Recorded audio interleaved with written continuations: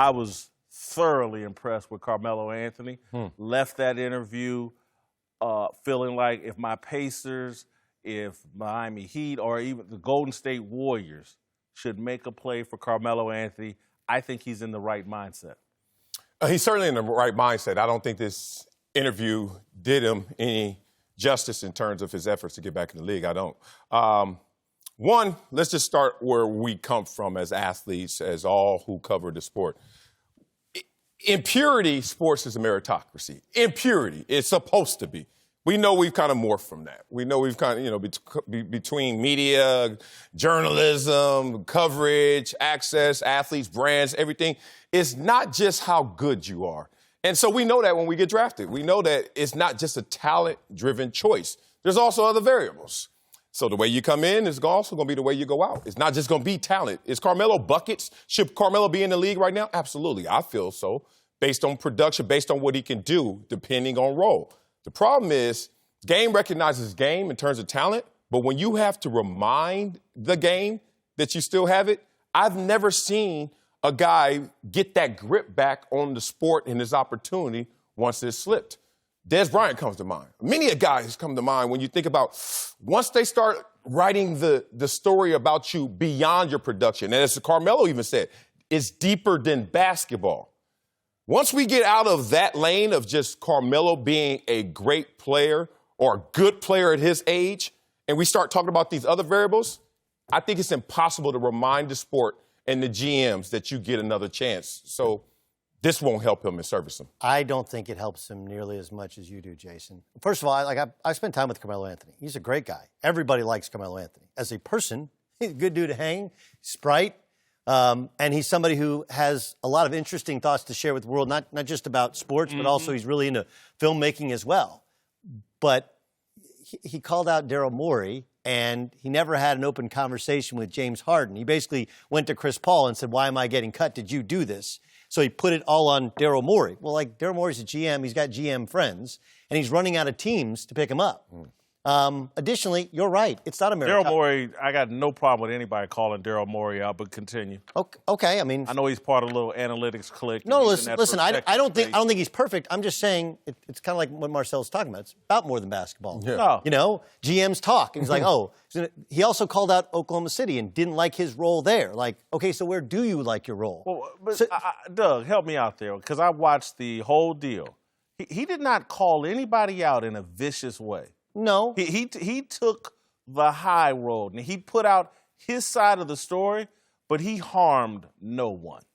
No, but he did question, Daryl Morey. He made Daryl Morey seem very cold-blooded and walking in and saying... As a general manager, that's a good look, but continue. I agree, but I don't know how that translates into the general manager world. Additionally, posting videos on one-on-cone and shooting jump shots, look, dude, there's a trend. Love it. He's desperate. Yeah, but he's not. Love it. But that's not what he said. He didn't say, I'll play anywhere. I'll take any role. I will buy in. He didn't. He can talk all he wants about I finally accepted coming off the bench. It was really hard for me. Hey, dude, can you go from being Melo, 20 shots a game, 30 points a night, to, hey, man, we might need you 5 minutes a night, and we need you to wave that towel, and we need you to smack butts when they come over. We need you to be the trend in the NBA. What I heard from is Melo, culture. And he doesn't bring something to the culture. Melo was a guy you could sit and have that conversation with, and he would be open to it. So bring it to, because I think he thinks his reputation precedes him. And I think he acknowledged during this interview that he wasn't in the right place mentally. He needed his ego chopped down, and it has been. And I'm just telling you, I heard a human being like, oh, yeah, this is someone I can reason with. Again, will he be perfect? Absolutely not. No one is. But he's in a much better mental space than he was previously. And I think where he was mentally was the only justification for keeping him out of the league.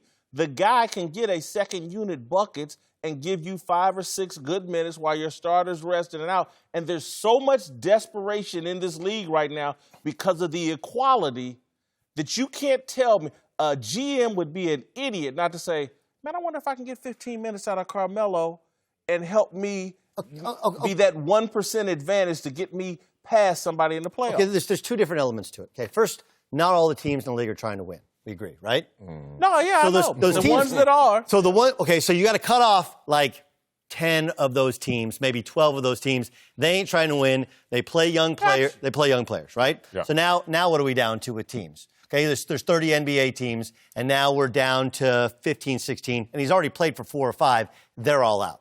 Okay?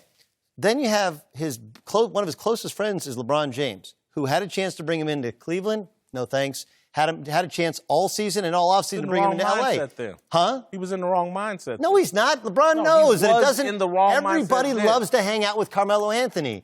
No one wants to play with Carmelo Anthony. I get it. I get it. But you can't tell me this dude can't get buckets. And I'm just telling you, I watched this interaction. I was very impressed. All the way around. And I think that's the contradiction. I always defend Carmelo Anthony. We talked about it yesterday. We went into the commercial break still arguing about it. Carmelo Anthony in a meritocracy, which sports maybe used to be yesteryear, deserves to be in the NBA. But once storyline, once narrative, once reputation, once these GMs and their relationships start to be a part of that equation, it gets blurry. And coaches used to always remind us in the locker room, this is not a birthright, y'all. It's a privilege. And as soon as you lose sight of that privilege, guess what? It's going to be hell to pay to get back to this place.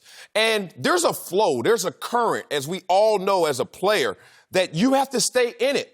You got to stay with it. Professional athlete. It's not the best athlete. If it's best athlete, they would go to my neighborhood and grab 5 other guys who were better, stronger, faster. But they grabbed the guys who stayed in alignment with that flow, that current. Once you get out of it, good luck trying to swim against it. Good luck trying to get back into it. And that's what I'm saying.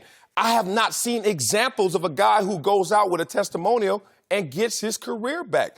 And it's unfortunate, but it's he's real. not trying to get his career back, though, to what you're saying. He's trying to just get back in the league. He wants back in the league and to play basketball, and I believe him. That's his career. That again, dude, this to me sounded like someone who's really benefited from some therapy. Oh, yeah. And some self-reflection and has a level of self-awareness and that I think is rare for people that have made $250 million just from basketball. The guy's probably made another $100 million elsewhere. To have that kind of self-awareness and to be able to go on and sit down with Stephen A. Smith, who also, I got Stephen A. awesome job with the interview, but to sit down with him and carry that for an hour, and because Stephen A. was probing him and hitting him with some tough questions, he handled it all. It's everything I would want to hear from Carmelo at this point, and I'm just telling you, things are so close in the NBA, there will be a GM. There will be a coach like,